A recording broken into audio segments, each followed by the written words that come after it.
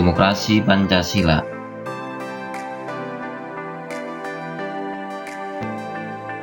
Demokrasi itu selain memiliki sifat yang universal, yakni diakui oleh seluruh bangsa yang beradab di seluruh dunia, juga memiliki sifat yang khas dari masing-masing negara.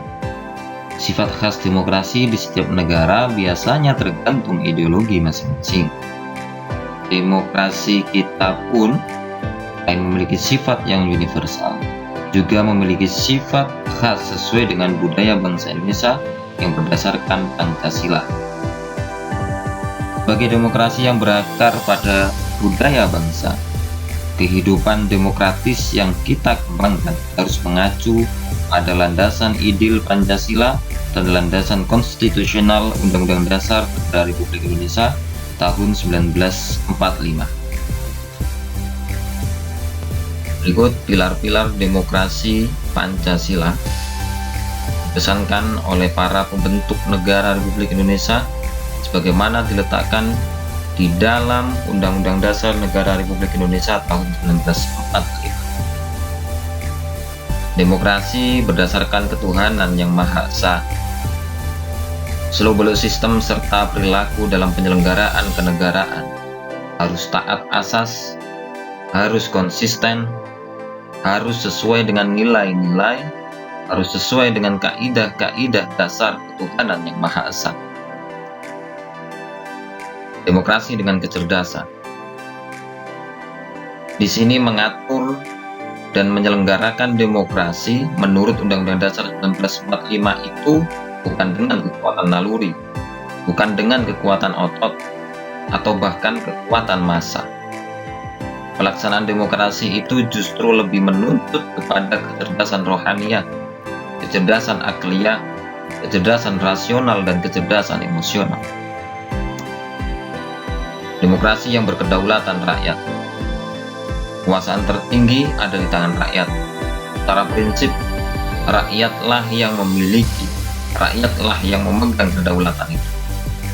Dalam batas-batas tertentu, kedaulatan rakyat itu dipercayakan kepada wakil-wakil rakyat yang ada di kenegaraan, yang ada di struktur pemerintahan, baik di MPR, di DPR, di DPD, dan di DPRD. Demokrasi dengan prinsip rule of law. Kekuasaan negara Republik Indonesia itu harus mengandung, harus melindungi serta mengembangkan kebenaran hukum. Dan demokrasi ugal-ugalan, dan demokrasi dagelan atau demokrasi manipulatif. Kekuasaan negara itu memberikan keadilan hukum, bukan demokrasi yang terbatas pada keadilan formal dan pura-pura. Kekuasaan negara itu menjamin kepastian hukum, bukan demokrasi yang membiarkan kesemrawutan atau anarki.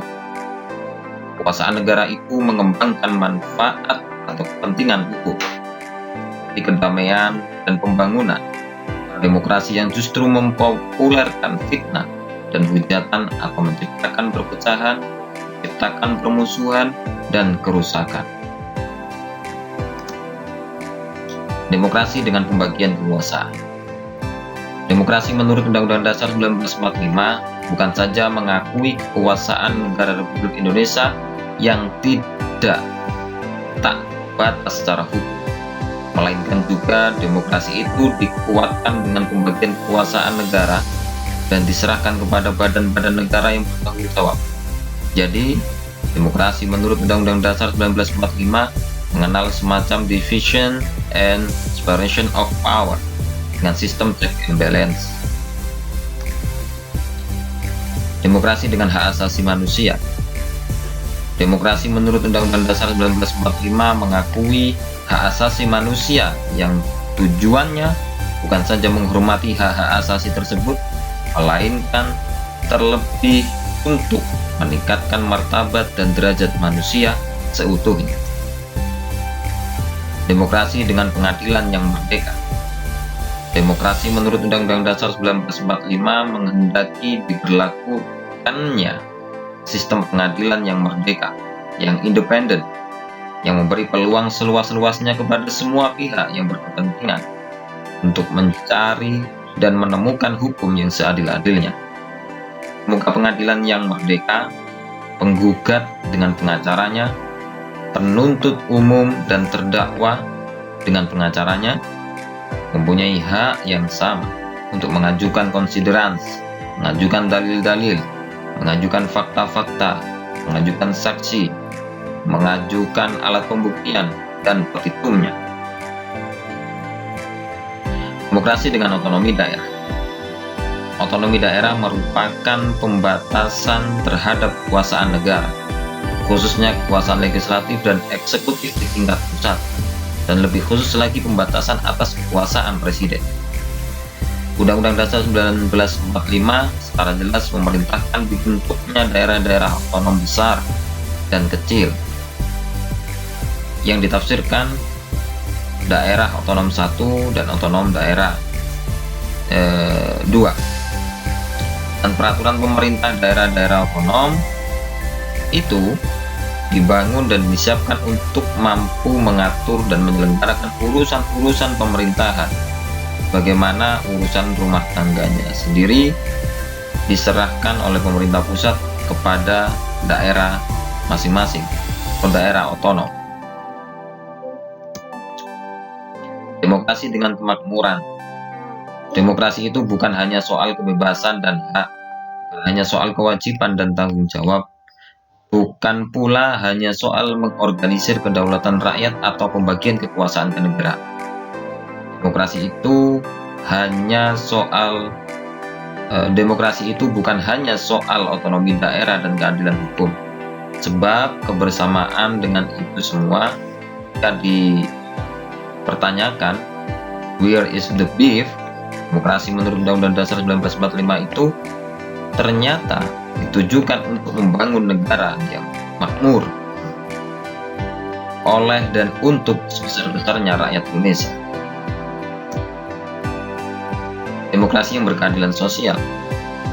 Demokrasi menurut Undang-Undang Dasar 1945 di sini menggariskan keadilan sosial di antara berbagai kelompok, di antara berbagai golongan, di antara berbagai lapisan masyarakat. Tidak ada golongan, tidak ada lapisan, tidak ada kelompok, tidak ada satuan atau organisasi yang menjadi anak emas yang diberi berbagai keistimewaan atau hak-hak khusus. Sungguh kalau kita bisa menerapkan konsep yang ada dalam pilar-pilar demokrasi ini, sungguh indah konsep dan norma-norma demokrasi bangsa Indonesia. Tentu saja kita semua berharap bahwa praktik akan seindah dengan konsep dan normanya. Namun yang sering kita jumpai dalam kenyataannya sering kali terjadi kesenjangan dan bahkan penyimpangan yang cukup jauh. Jika kenyataannya demikian, yang terpenting harus kita ketahui adalah faktor penyebabnya apa, supaya kita dapat menanggulanginya dengan tepat.